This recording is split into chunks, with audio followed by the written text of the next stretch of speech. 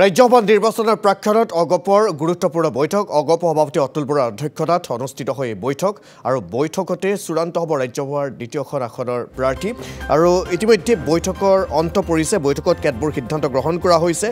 অগপ সভাপতি অতুল বৰাৰ অধ্যক্ষতাত গঠন হ'ল তিনিজনীয়া কমিটি এই কমিটিত আছে কাৰ্যকৰী সভাপতি কেশৱ মহন্ত আৰু সাংসদ ফণীভূষণ চৌধুৰী আৰু এই তিনিজনীয়া কমিটিয়ে নিৰূপণ কৰিব প্ৰাৰ্থিত্ব প্ৰত্যাশীৰ ভাগ্য দুই এদিনৰ ভিতৰতে চূড়ান্ত হ'ব দলীয় প্ৰাৰ্থী মনোনয়ন পত্ৰ দাখিলৰ যেহেতু অন্তিম দিন 9 জুন আৰু এই কমিটিখনে যিসকল প্ৰাৰ্থিত্বৰ প্ৰত্যাশী আছে তেওঁলোকৰ সৈতে আলোচনাত মিলিত হ'ব এই বৈঠকৰ অন্তত অগপ সভাপতি অতুল বৰাই কি ভাষ্য প্ৰদান কৰিলে এই মুহূৰ্তত আগবঢ়াইছে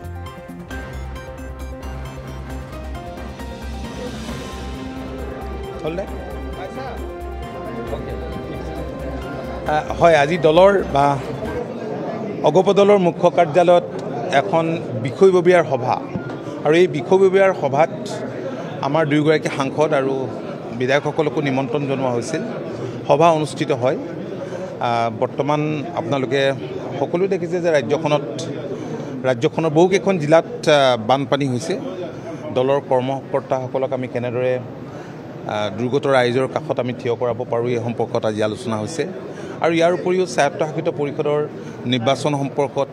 আৰু হৈ যোৱা পঞ্চায়ত নিৰ্বাচনৰ সম্পৰ্কতো আলোচনা হৈছে পঞ্চায়ত গঠন আঞ্চলিক পঞ্চায়ত বা জিলা পৰিষদ এইবিলাক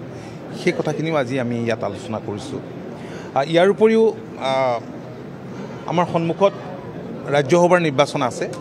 ভাৰতীয় জনতা পাৰ্টিৰ সৈতে আলোচনা কৰি এখন আসন আমি লাভ কৰিছোঁ প্ৰতিদ্বন্দ্বিতাৰ বাবে নমিনেশ্যনৰ শেষ তাৰিখ 9 তাৰিখ সেই সম্পৰ্কতো আজি আলোচনা হৈছে গতিকে তালিকা কিমানে আবেদন কৰিছে সংখ্যা কিমান হৈছে সিদ্ধান্ত কেনেকুৱা হ'ব হয় যথেষ্ট সংখ্যক আমাৰ দলৰ কৰ্মকৰ্তাই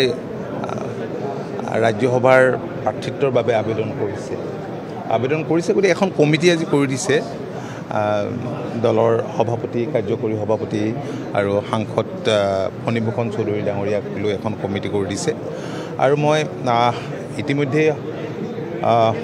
সভাপতি হিচাপে মই কৈছোঁ যে আমাৰ যি আন দুগৰাকী মানে কেশৱ মহন্ত আৰু ফণীভূষণ চৌধুৰী এই দুয়োগৰাকীয়ে যিসকলে প্ৰাৰ্থিত্বৰ বাবে আবেদন কৰিছে সেইসকলৰ লগত মত বিনিময় কৰিব আৰু ইয়াৰ উপৰি দলৰ বাকী জ্যেষ্ঠ যিসকল সতীৰ্থ আছে তেওঁলোকৰ লগত মত বিনিময় কৰিব আৰু তাৰপিছতে আমি এটা সিদ্ধান্ত ল'ম পাৰ্টিটো ঘোষণা কেতিয়া কৰিব সোনকালেতো হ'বই লাগিব 9 তাৰিখে যিহেতু নমিনেশ্যনৰ লাষ্ট ডেট আছে গতিকে 9 তাৰিখে মানে তাৰিখটো এতিয়াও ঠিক কৰা নাই 9 তাৰিখে নমিনেশ্যনৰ শেষ তাৰিখ গতিকে তাৰ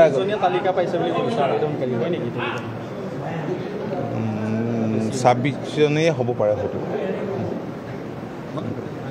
তেওঁলোকে আশা কৰাটো বেয়া নহয়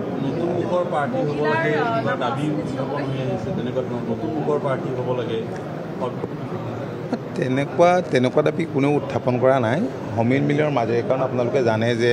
আমি বহুত টাফ টাইম পাৰ কৰিছোঁ গতিকে এই ক্ষেত্ৰত আমাৰ কাৰো দ্বিমত নাই বুজাবুজিৰ মাজেৰেই গোটেই কামখিনি হ'ব আৰু সেই কথাকেই আজিৰ সভাই মানে আশা কৰিছে আৰু সেইকাৰণে এখন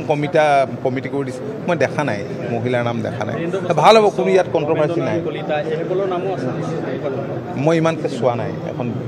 দীঘলীয়া তালিকা আছে ঠিক আছে থেংক ইউ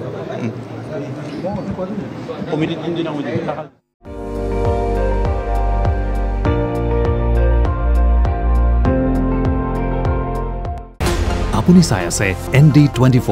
সৰ্বশ্ৰেষ্ঠ নহয় সৰ্বোত্তমৰ দৌৰ